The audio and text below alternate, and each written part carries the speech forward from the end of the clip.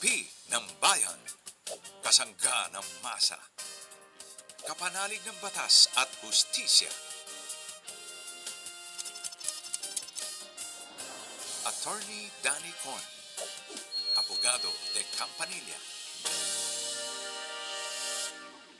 Magandang gabi po sa lahat ng ating mga viewers sa Facebook at YouTube. Sana po ay nasa bahay na kayo at nagpapahinga kumakain at hindi ho kayo na-traffic.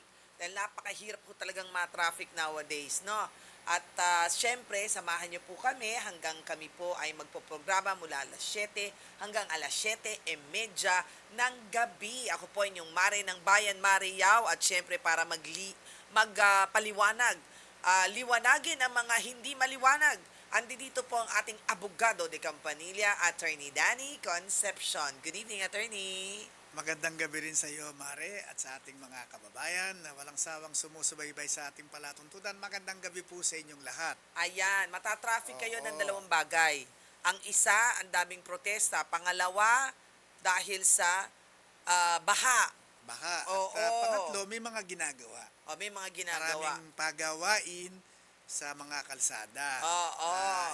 Yun naman, kapag ang dahilan ng traffic ay mga pagawain, parang hindi naman masyadong nakakasama ng loob. Nakakasama pa rin, ba't hindi ginawa ng nang hindi ginawa ng summer? O kaya kasi sa gabi. mas maraming, o kaya gabi, di ba? Sa ibang bansa kasi, sa gabi talaga ginagawa. Pero tama ka, pero ito, mangyayari lang ito kung yung pagawain ay matatapos lang 5 oras lamang. Kahit Pero na, di ba? Traffic pero pa rin. kung matagal ang gawaan, ay talagang magkaka-traffic pa rin. Alam mo ba, Attorney, sinasabi sa atin ng mga taga-ibang bansa, lalo na yung mga, meron ako mga friends from other countries na sinasabi napakamahal po ng workforce dito sa Pilipinas. Sabi ko, hindi mura nga hindi nga masyadong mahal eh. Sabi nila, alam nyo bakit? Kasi, kunwari inutusan niya, di ba? Natatraffic. yung instead na nakabalik na sa opisina, hindi pa nakakabalik. Hindi pa nakakabalik. Oo, tapos pagkatapos niyang kakain, ang break time niya mga 1.5. Kaya nga, so ang talagang mahal. dahilan doon is yung ating transport system. Yes, oo. Yan naman ang talagang reklamo. Maraming mga businessmen na pupunta sa Pilipinas kasi nga sila ay naghahanap ng lugar kung saan sila ay magtatayo ng kanilang pabrika. Correct. Ito ang mga reklamo nila. Unang-una, napakamahal po ng kuryente sa inyo. Totoo yan. Huwag mo sabihin, kinabahan ako nung last bill, ha? Napakamahal ho ng kuryente sa inyo. Sa Totoo kuryente yan. pa lang talo na kami. Totoo. Okay. Pangalawa, napakadami hong holidays. Yes, totoo yan kasi every time na nag-holiday, may doble ng doble yung bayad nung Manggagawa. worker. Yes, pag pumasok So, siya. tumataas ang cost ng labor nila. O kaya minsan, porke sandwich, pati yung gitna, tinatanggal. Ginagawa na rin holiday. Ano ba?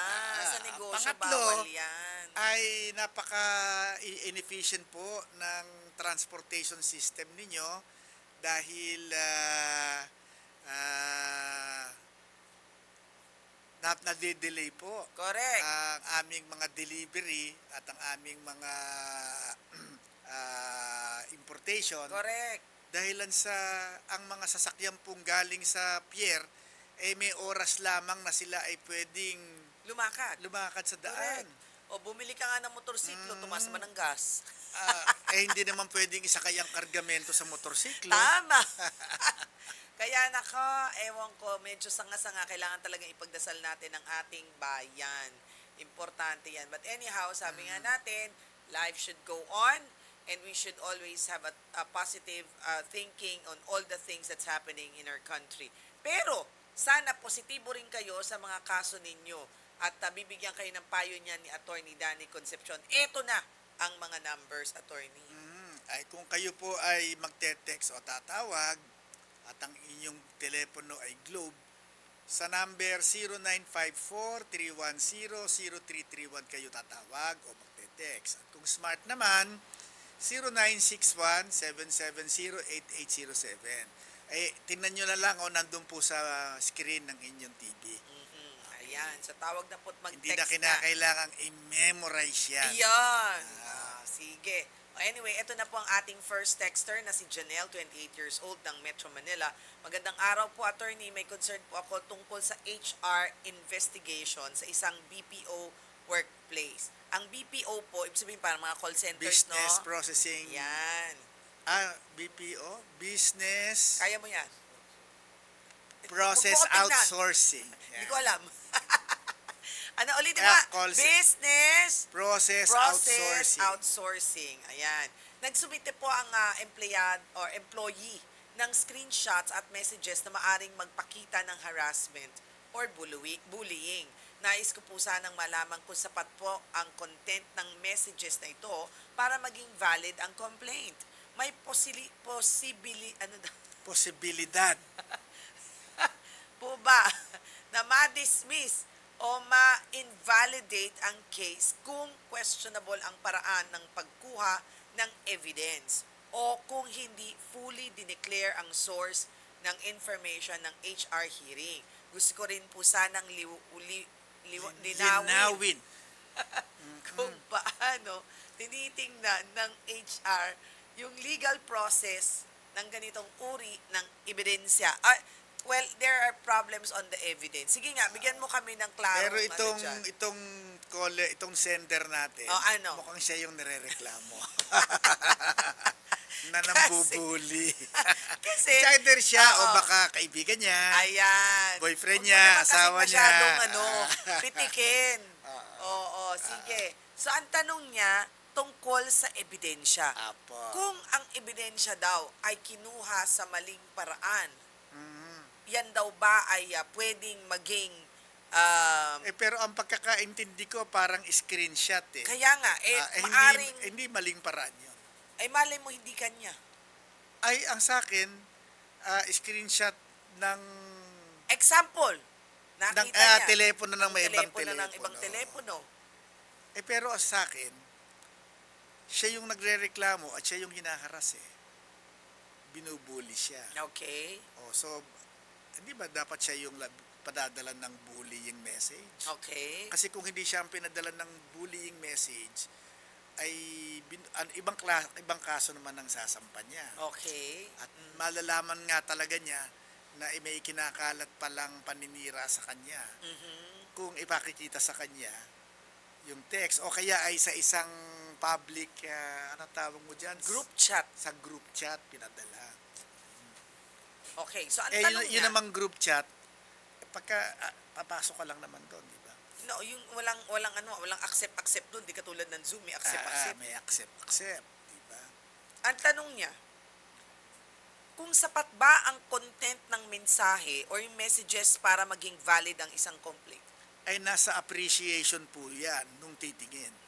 So, halimbawa, yung kasing text message kung saan may sinasabing pangbubuli, sa isang taong babasa nito, pwedeng sabihin niyang wala. Pero sa iba namang babasa nito, pwedeng sabihin nilang meron.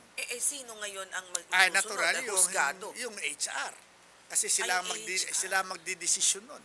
Pwede mo bang apilahin kung ano Ay, man ang pwede naman, nakasulat of course. or kung mali ang kanilang assessment? Yes, kung mali ang kanilang assessment, pwede ka namang umapila. O yan. At kung hindi ka pa rin pakinggan, Ay, ano pwede mong gawin? At depende kung ano yung mangyayari as a consequence. Tinanggal ba siya? Kasi kung tinanggal siya, di unfair, illegal dismissal. Okay. Kung ang tingin niya wala namang dahilan para siya ay parusahan, tinanggal siya sa trabaho, illegal dismissal po ang kanyang Paano ikakaso. kung hindi ka lang pinakinggan dahil umaayon siya sa kabila? Ay, hindi, pero ano naging epekto sa kanya? Kung wala namang epekto sa kanya, ano rereklamo niya? Paano kung nagkaroon ng epekto sa Parusa. performance niya? Basta kung nagkaroon ng epekto at may parusa, pwede siyang magreklamo. Saan siya pwede higher Ay, management, una sa pag-ayaw? higher management, kung hindi, kung nagkaroon ito ng epekto sa kanyang sweldo, sa kanyang performance, etc., at ito ay inayunan o ay parusang ipinataw sa kanya ng employer niya, magrereklamo rin siya sa NLRC. Ayan. Okay. O sige, eto na muna ang layo nito, Iloilo. Si Marnie, magandang gabi sa iyo, Marnie. Hello po. Yes, Magandang Marnie. gabi. Go ahead, please. Anong tanong? Hello. Yung tanong ko po, ano yung pwedeng gawin? Kasi merong bahay, yung aming lola, tapos lahat ng anak niya, yung parents namin, wala na. However, yung, Anong ibig mong sabihin na wala? patay na lahat ng Yung parents anak ng, namin. okay, yung anak lahat ng lola at lolo mo, patay na. Oo, Okay. yung parents namin. So, yung may isang pinsan lang kami na parang sinolo, siya yung nakatira dun sa bahay, parang nag-claim na siya. Meron ba kaming claim and anong pwede namin gawin? Para Opo. as common kasi yun na bahay. Ang unang tanong natin dyan, pagka, kinausap na ba ninyo yung pinsan ninyo na nakatira doon sa bahay? May idea naman siya na parang may gustong mag-claim din ng mga pinsan. Ay, opo. Anong sabi niya? Ah, kasi para sa kanya, parang ano niya kasi, parang pinagawa. May mga, Madali naman yon. Kasi kaya ko tinatanong, kasi baka mamaya meron siyang claim na ito ay i-donate na sa kanya nung lola niyo. walang donation Okay, so po. wala. Kasi kung may, Wala. maski pa may donation, baka invalid naman yung donation kung sa kanya lang ibinigay. Okay, so ang presumption natin, parang siya ay nakatira doon kasi parang siya yung nagtiyaga na matira doon, ano? At may mga Oo. pinagawa daw Pati yung siya. pamilya niya. Ngayon, pero yon maski siya ang nakatira doon, ito ay common property ng lahat ng magpipinsan. Oo. Opo. Ilan bang lahat na magkakapatid ang parents nyo? 5. 5. Okay, so yung 5 po ang may-ari niyan. Ang may-ari niyan ay yung 5 ninyong 5 mga anak. I presume na yung 5 anak ay may mga anak din. Yes po. Ayun. So yung mga anak, sila naman ang magre-represent doon sa namatay nilang magulang. Kaya yung bahay at lupa na yan ay hahatiin dapat sa 5 parts, sa 5 parte. At ang mana ng bawat isang anak na namatay ay 1/5. Okay, 1/5 noong property. Okay, ngayon, para po ito ay masimulan na ang pagpapartihan, ay kinakailangan na ninyong pumunta sa isang abogado para yung abogado po ang gagawa na ng sulat doon sa nakatira. At hindi lang sa nakatira, sa lahat ng magpipinsan, gagawa na siya ng sulat para partihin na yung bahay na yan. Okay. Ngayon, ang sasabihin niya ay meron po akong mga ipinagawa. I-reimburse lang natin siya So doon for sa example, mga ipinagawa. Example, mga bubong. Halimbawa, Kailangan ba may resibo? ay sana kung meron, okay. Kung wala naman, edi magkasundo na lang kayo kung magkano ba ang cost. Halimbawa na siya ay nagpalawal 1 milyon ang pinalawal niya. Ano ba yung pinalawal? Inabono. Nag-advance siya ng 1 million para ipa-repair, pagandahin, etc. Okay, pero nung ibinenta, naibenta naman natin ng 11 million. Okay. O edi from the 11 million proceeds, ibabalik natin sa kanya yung 1 million. Kasi yun ang palawal niya. Bakit natin ibabalik? Kasi ginastosan niya eh. At baka kung hindi niya na-repair, baka hindi naman nabenta ng 11 million yung bahay at lupa. Okay, and then yung 10 million, hahatiin natin dun sa 5, o tigtig na 2 milyon naman. Ayun. Okay. Dun sa tigda 2 milyon, hati-hati dun sa anak nung mga... Ngayon, kung yung, tagapagmana. yun namang 2 milyon, kay kamukha nyo, ilan ba kayong magkakapatid? 3. Ayan, so yung 2 milyon ng tatay mo o nanay mo, di hahatiin naman sa inyong 3. Okay, yun namang nakatira doon, ilang magkakapatid yun? Siya lang. Siya lang. O di, kanya lang yung 2 milyon kasi siya lang ang... Meron siyang kapatid. Ayan, so maghahati naman sila ng mga kapatid niya unless iwe-waive ng mga kapatid niya yung parte nila. Okay, ngayon, pwede namang siya na ang bumili. Di ba? Pwede Yung rin, siya na ang bibili. O ako nang bibili, di magsusukli naman siya. Okay, susuklian niya kayo. Ngayon, siyempre, kinakailangan malaman natin kung magkano ba ang value nung bahay at lupa. O may inheritance tax pa yan eh, di ba? May babayaran taxes pang, siyempre, may mga gastos pa yan. Kasi I presume, nasa pangalan pa ng lola nyo yan. O, hindi para yan mailipat sa pangalan niya o sa pangalan nung bibili, ay marami po tayong babayarang gastos. Babayaran po ang inheritance tax, mag-extrajudicial settlement pa kayo, okay, may publication pa Tama. yan, Oo. okay, may babayad pa ng tax clearance po yan sa transfer tax sa municipality. So marami pong babayaran pa. Eh di pagka doon natin kukunin sa pinagbentahan. At di pagka na matapos ibawas lahat yung kanyang pinalawal, lahat ng gastos, para maayos ang papel, yun ang paghahati-hatian nung 5 magkakapatid na namatay Okay. na. O, nakuha Okay mo, pa. Marnie? Ano po yung first step talaga? Magpapa-assess sa abogado? Hindi ho magpapa-assess.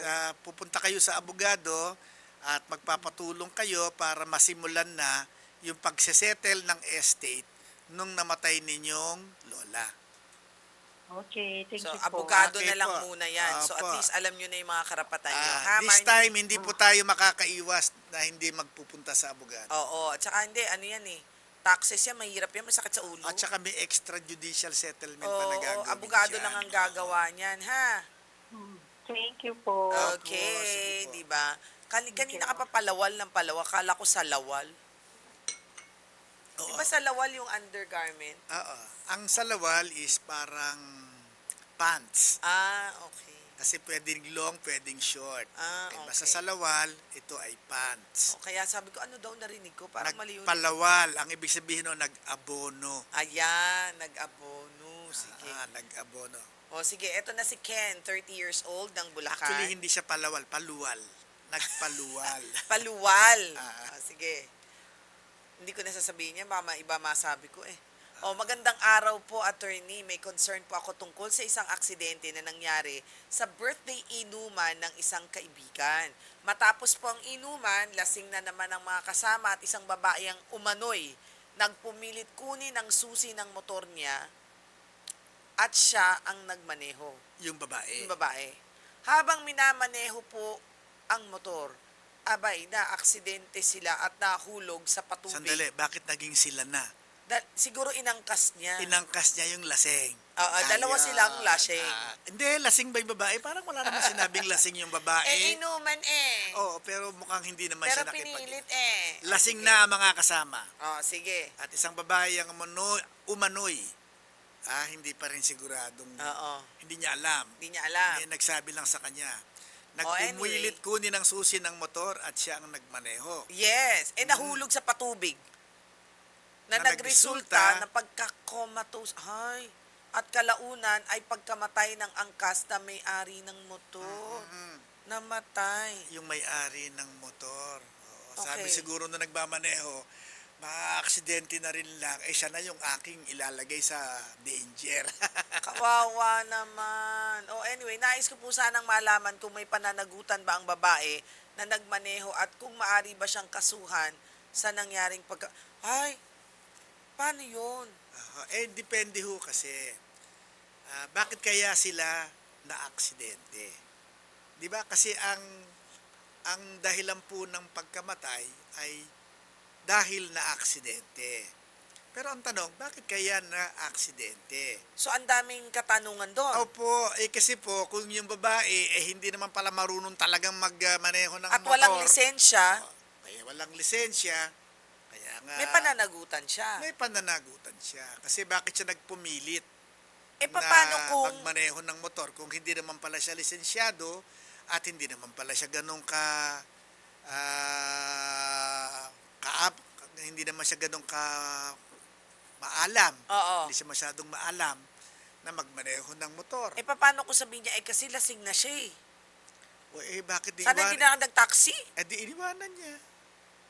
Ah. Hindi ba di sana iniwanan niya? Nakakaawa yan ha. Eh, paano naman malalaman ang tunay na katotohanan yan? Eh, kung patay na yung tao. Ay, yung mga kasamang laseng sa inuman. Eh, paano naman din nila kaya nga mga malalaman? laseng. Hindi kasi ganito naman yan. Hindi sinabi na kaya na aksidente may nabanggang iba. Wala, no? Wala. Wala. Sa madal Nalaglag sabi, sila sa mukhang patubig. nahulog sa patubig. Oo. At dahil siguro nalunod yung laseng, Kasi nga, at saka hindi na comatose pa, oh. anak ko, matos. Oo. Tapos kalaunan siya namatay. Uy, nakakasad yan. Siguro the intention was good, but it eventually, disaster came. So, wala tayong magawa. Depende po yan kung meron bang Titistigo. meron bang katibayan na may kasalanan yung babae. Oo. Okay. Sa ngayon kasi, dahil siya ang may control sa manibela, siya ang may control sa motorsiklo, ay siya ang pwede nating sabihin na may kasalanan. Kasi yung laseng na namatay, may kasalanan. Paano nagkaroon ng kasalanan? Hindi naman siya yung Pero nagmamaneho. hindi, pero attorney, pagka ikaw ay laseng at sumakay ng motor, may possibility rin na malaglag ka, ha? Pero ang nalaglag yung motor Hindi ibig ko sabihin na, I mean, sa tingin ko, kahit na ikaw ay backride, bawal ka rin sumakay dapat ng motor Unless itatali kita. O, di ba? Yun yung antok na antok, at naku, attorney, ganyan ha, yung antok na antok sa motor, yung ang haba-haba ng biyahe nila, antok na antok siya, dun siya talaga nalaglag. Nalaglag. Kawawa naman. So, I think dapat, kung merong bagong batas na nagsasabing, pag ikay inaantok at ikaw ay uminom, bawal ka ring mag-backride. You can affect most probably other people kasi hindi lang naman ikaw makaka-aksidente ka pa Pero ibang kung tao. ako naman yung may matinong isip, maliwanag na isip, na magsasakay, kung lasing, bakit ko isasakay? Paano kung walang pamasahe? Kasalanan mo rin. Oo. Alam mo ng lasing, isinakay mo pa. Ayan nga, kaya nga, pagka attorney, iniisip ko lang kasi minsan pag may batas na ganyan, kunwari, bawal uminom habang nagdadrive, batas yan. Ay, alam mo naman yan, batas yan. Minsan kasi pag walang batas, mas matigas ang ulo. Oo nga. Pero kung wala mang batas, may pananagutan din. Tama. May Anyway, pananagutan din. so eto naman, ang sabi nila, short only please. Short na lang. Oo. Short na lang. Ramon, 60 years old, galing Tarlac. Si Tata Ramon. Sige. Attorney, matanda. Hindi ko matanda si attorney. Hindi, sabi niya, attorney, matanda na po ako. Okay. Hindi sorry. sinabi, attorney, matanda ka na. Hindi ganun nasabi. Sorry naman. Matanda na po ako. At wala po akong stable na trabaho. At Senior citizen na siya. Senior na siya. Oo nga, hindi ko Dual sinabing na siya. ikaw ang senior. Dual na siya. Hindi, okay. At may anak po ako na may sariling trabaho na ngayon. Nais ko po sanang malaman kung may legal ba akong karapatan na humingi or ipilit ang financial support mula sa aking anak bilang magulang. At kung ano po ang sakop na obligasyon ng anak sa ganitong klaseng sitwasyon sa ilalim ng batas. Ayan, yan ang masakit na katotohanan. Sige nga, attorney. Kung ang isang magulang ay may obligasyon sa batas na bigyan ng suporta ang kanyang anak, lalo pa kung ang kanyang anak ay mga minor de edad, no? Meron din pong obligasyon ang mga anak na magbigay ng sustento sa kanilang magulang kung ang kanilang magulang ay wala ng kakayahang suportahan ang kanilang mga sarili. Para ang bait ng Pilipino, no? Ay, Batas yan, ano? pero maski hindi naman batas sa atin yan. Hindi, totoo lang. Batas ba yan? Yes, nasa family code yan. Okay. So, alam natin na kahit hindi talaga batas, ang Pilipino naman ay talagang maalaga sa magulang. Maalaga sa magulang ang mga Pilipino. Kasi sa ibang bansa, hindi ganyan. Wala. Yung sa ibang bansa, i-entrega nila yung magulang nila sa home for the aged. Totoo. Paano naman kung ganito ang sitwasyon, attorney? May pamilya na ako. Kaya nga. Pero Paano ang na? pagbibigay naman ng suporta ay sang-ayon sa kakayahan nung anak na magbigay nito. Kasi, Kasi kung yung anak sapat lamang ang kanyang kinikita para buhayin ang kanyang sariling pamilya, paano naman nating hihiliin pa na siya ay magsustento ng magulang? Totoo yan. Okay, pero siyempre ang mga Pinoy gagawa ng paraan. Para sa Diba? magulang. Para sa magulang, gagawan ng paraan. Alright. O anyway, nasa At batas yan. baka- So, kahit wala sa batas, siguro, kahit nakakaunti lang kinikita natin, matuto tayong mag-abot Okay. ng kahit konti. No? Pero ganito naman, Mm. di siyempre hihingi ka ng suporta mula dun sa anak. Pag tumanggi yung anak, ang remedyo under the law, ididemanda mo. Ha? Sa ating mga Pinoy ba, nagdedemandahan ba yung mga magpapamilya? Bihira yun, na nagdedemandahan tayo. Kasi nga, yung magulang, yung magulang, magtitiis na lang siya, ay, hindi naman kaya niyang sumuporta sa akin. Although may mga hindi ganyan din. meron namang meron hindi din. ganun. Oo. Well, anyway, Sige, closing na. sabi nga niya, closing na. Anyway, maraming salamat pong muling sa inyong pagsama sa amin ngayong gabi. Ako po inyong Mare ng Bayan. Mare Yao, I'd like to say hi to Papa Jimmy, Mama Training, and of course, Babe Mac Castro, Attorney. Dako, babay na rin kay nanay. Bye, Nanay. Miss Bayambang po ang nanay ko. At sa ating mga kababayan na walang sawang sumusubaybay sa ating palatuntunan, magandang gabi po sa inyong lahat. Hanggang sa susunod po nating episode. Bye. Si Nanay ba marunong mag-YouTube? Hindi. Sino nagpapanood sa